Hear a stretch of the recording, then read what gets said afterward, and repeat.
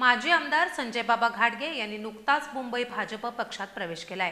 त्यानंतर आज संजय बाबा घाटगे आणि त्यांचे पुत्र गोकुळचे संचालक अमरीश घाटगे यांनी खासदार धनंजय महाडिक यांची सदिच्छा भेट घेतली।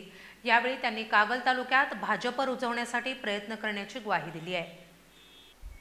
कागल तालुक्यातील ज्येष्ठ नेते संजय बाबा घाटगे आणि गोकुळ संचालक अमरीश घाटगे यांनी काही दिवसापूर्वीच भाजपमध्ये प्रवेश केलाय। आज त्यांनी खासदार धनंजय महाडिक यांची सदिच्छा भेट घेऊन विविध विषयांवर चर्चा केली।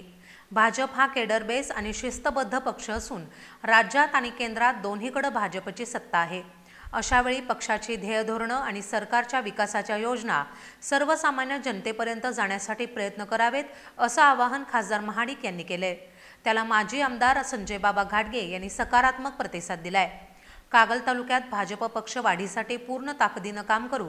आगामी स्थानिक स्वराज्य संस्थांच्या निवडणुकांमध्ये भाजपला निर्विवाद यश मिळवण्यासाठी आपले सर्व कार्यकर्ते कामाला लागतील अशी ग्वाही संजय बाबा घाटगे यांनी दिली आहे।